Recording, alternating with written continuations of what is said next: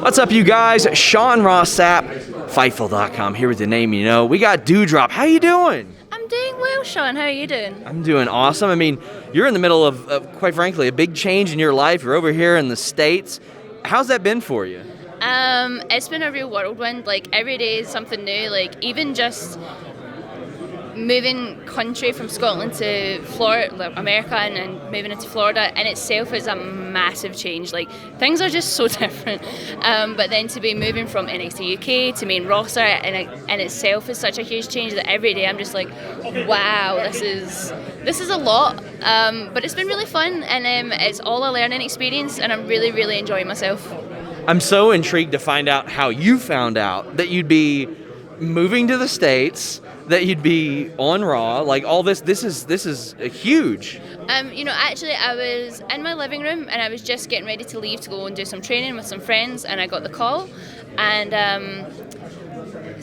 all I heard was the words, "You're moving to main roster," and then everything after that was because I was just like, are you sure?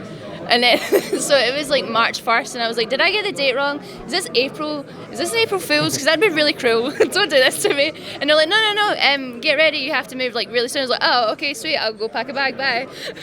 So I had heard some rumblings backstage, about probably a few weeks before that you were headed up. And I mean, you hear the buzz. You hear people are excited about you coming up. How'd that make you feel, seeing that, like, these people were like, hell yeah, Piper Niven's moving to the main roster?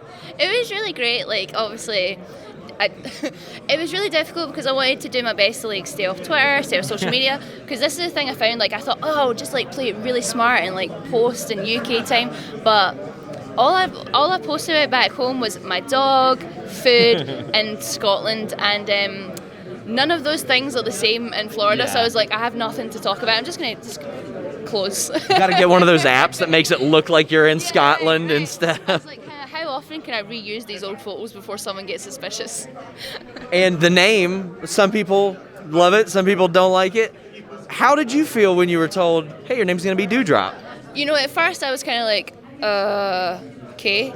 But for me, I like never pass up an opportunity. I really feel like this business, you don't really get a lot of opportunities handed to you, and you have to grab hold of everything that you get and just make it work. And that's something I pride myself on. Like, I'll make everybody love it, and I'll make it my own thing, and I think it's going well so far.